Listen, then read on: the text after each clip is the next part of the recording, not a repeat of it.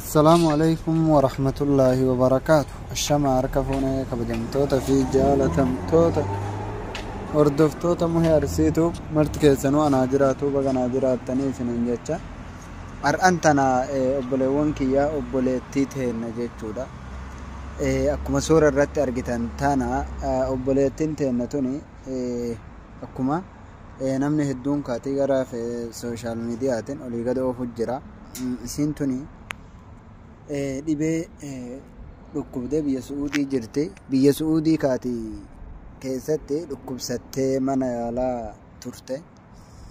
Ergaa ka amma dhukkubbiin isii akkuma beekamu itti jabaatee kalee mootuu kaleedha. Dhibee kaleeti. Dhibee kalee kaati wallahi hedduu ulfaataadha. Walumaa galatti obboleewwan kiyya namni hedduun boosti godhaa jirani akkasuma mootuu akkaawuntii namni hedduutu boostii godhaa jira gara feesbuukitiin. Kanaafuu obboleewwan kiyya fayyaan daanyaa rabbiiti mee du'aa kadhaafi wallahi hedduu takka namatti dhagahama. Maaliif isiilleen akkuma keenna ni dalagataa turte, si miskiina gargaaraa rakkataa gargaaraa turte. Har'aan tan ammoo kaati ilaala isiin dhibamtee mootuu sirra raggaltee achirraayyuu deebitee dalagaa erga dhiiftellee bubbultee jirti.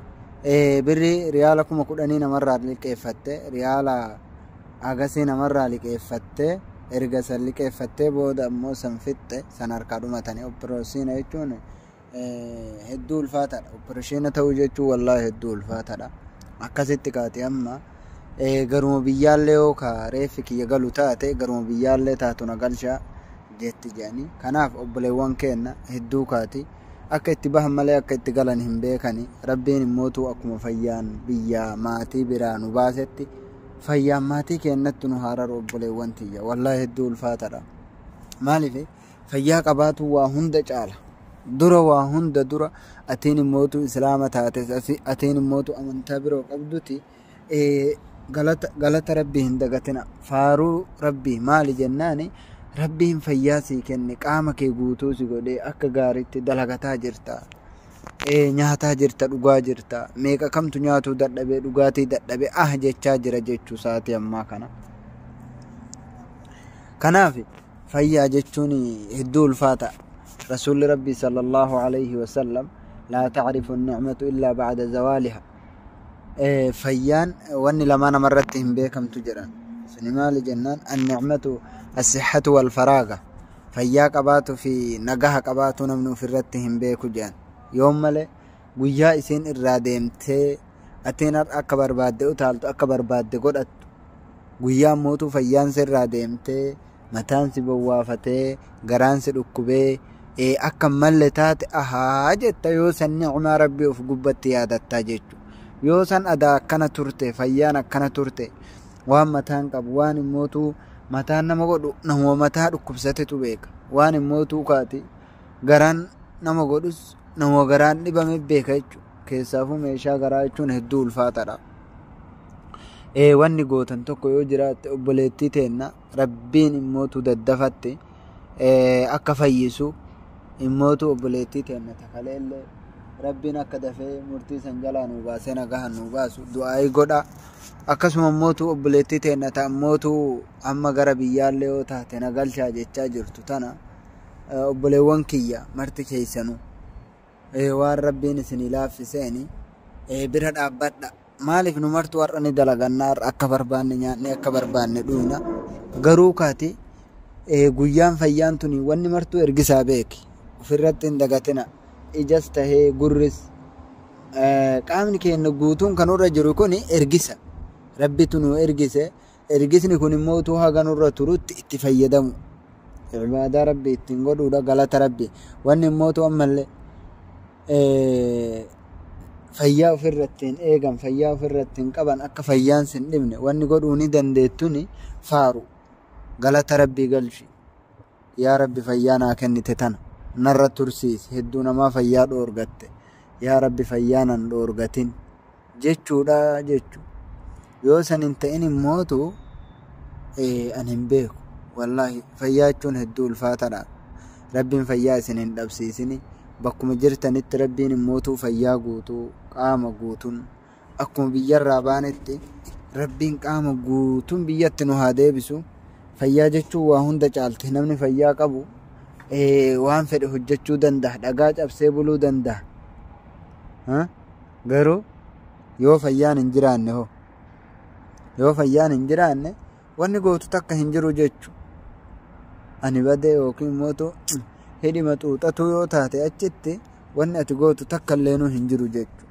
Kanaaf obboleewwan kiyya obboleettii teenna tana du'aa illee kadhaa fi irra caalan immoo du'aa rabbiin akka fayyisu du'aa furmaanni wanni furmaata waa hundaa du'aa'idha jechuudha. Maaliifuu du'aayin keessaafuu kaatii ummata muslimaa irratti du'aa bakka guddaa qabdi.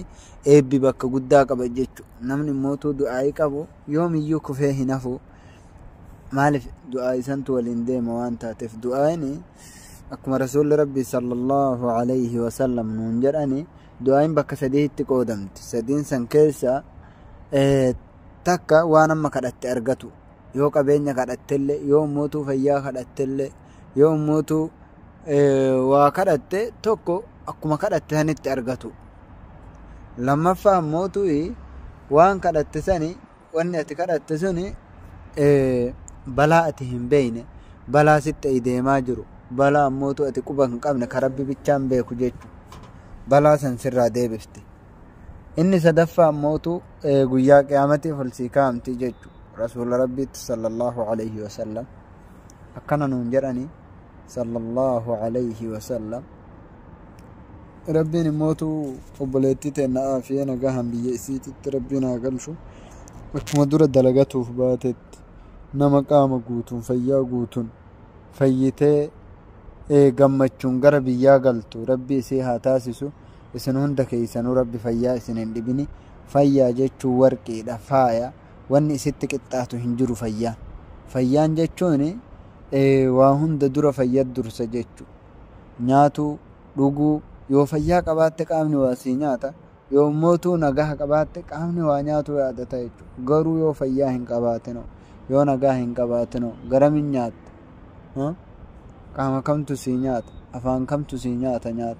Nyaatuu hin dandeettu jechuudha. Wanni marti fayyatti rarraate obboleewwan kiyya. Wanni marti dalagaa deebi'ee, jireenya deebi'ee, wanni marti gara fayyaatitti rarraate.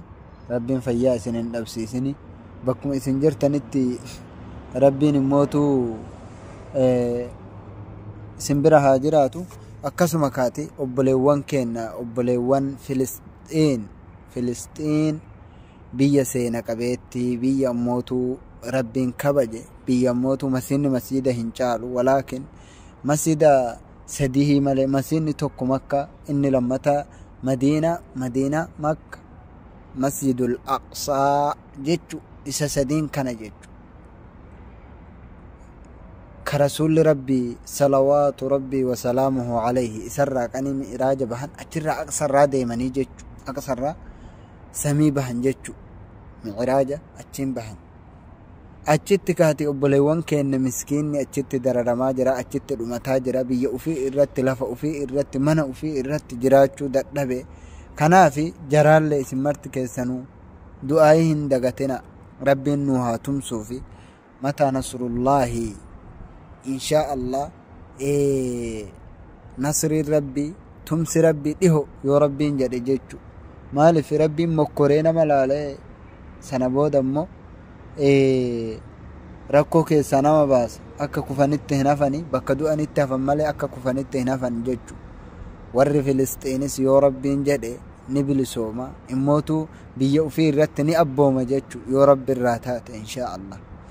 Maaliif rabbiin immootu zaalima qabaaf inna Allaha la yumlii bizzaalim hattaa idaa akhadahu lam yufallitu. Rabbiin zaalimaa qaba haga immootu ana malee namni hin jiru jedhe haga immootu eenyu namni lafa kanarraa naan qixxaawu haga inni jedhutti jechu hedduu namaati. Ka rabbiin osoo inni ana rabbukumul a'laa warra akka jedhe baramma jarri kuni isa hin caalle bar Fir'aun nama dachee tana keessatti wasanaa bahi ani rabbi nama ufiin jedhe jechu. Zuruu haadha laala isaa sanuu rabbi akkasitti dhukketti isa kaasee isa halaakee jechuudha. Gorfamee inni didee jennaan waa meeqa godhee dadhabamee jennaan rabbi baaratti isa oofee baarri isa dhugee baaraan dhugi jedheeni baarri itti dacha'ee qissaan keessi dheera dhakaati. Inni ajaja rabbii didee nabi Muusaa mormee nabi Muusaa mootuu kaati lolee dadhabanii jennaan kaati qanii kaane nabi Muusaan kaati jalaa baqatee wayita mootuu isa ari'anii waraanni isaatiif innillee ari'anii warra Muusatti amanee fi akkasuma mootuu warra Muusaa waliin jiru ari'anii baara gubbaan gahani eessa haa deemu warri Muusaa bishaan duutuuf bishaan bahar achi deebi'uuf waraanni duuban marsee jira jechuudha. Wayita kana rabbiin kaati yeroo kamuu rabbiin na sodaatu waliin jira akkuma jedhu rabbiin kaati beeksisa isa itti godhee ulee ta'e tanaan bishaan kana dhahi jedheeni baara dhoofsisee baarri mootuu baarri hagana gahu baarri guddaan kun gamanatti citee karaa ta'ee hafee jechuu jidduun isa Allahu akbar.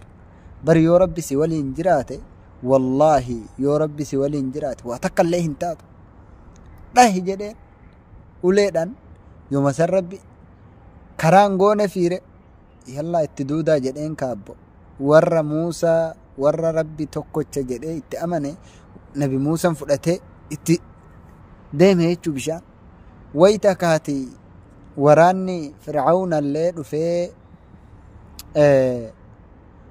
warri nabi Muusaa sutee bishaan yaa'uu arganii gamatti achi yaa'uu jarri itti sutanii argan waraanni mootuu Fir'aawnallee itti duudan jechu dhaqqabuuf jecha wayita itti duudan kaati dubbiin akka jarri yaadansanii miti dubbiin akkasii miti.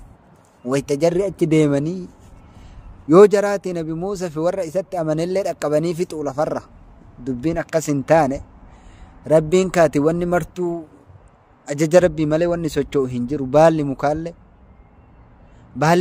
hayyama rabbiitiin ala hin bu'u jechuudha.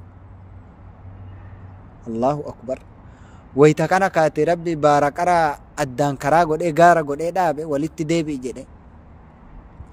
Wayita walitti deebi'anii badeen maal fuutire inni aamantu birabbi Muusaa wa Haaruun wayita Fir'aawna jedhu la adabadhu jedheen rabbi dura si tarte ani rabbiin dhuguma rabbiin Muusaatiif rabbiin Muusaatiif Haaruun dhuguma rabbii jaraatitti amane je'eenii rabbii jaraatitti amane ennaan amma yeroon si dabre dhiisi je'eenii wayituma kana jedhuyyuu jedhan wayituma kana inni aamantu birabbi Muusaa wa Haaruun wayituma jedhu kanaayyuu akka rabbummaa tiyyallee bakka jirtii garuu tiyyaa mita jaraatitti amane waan jedhu fakkaata jedha. Kanaaf rabbiin akkasitti qabee fi inni zollumaa dhaqee nama lafarraa fixaa dhaqee dararaa dhaqee garuu booddeen isaa akkasitti halaakamte jechuudha.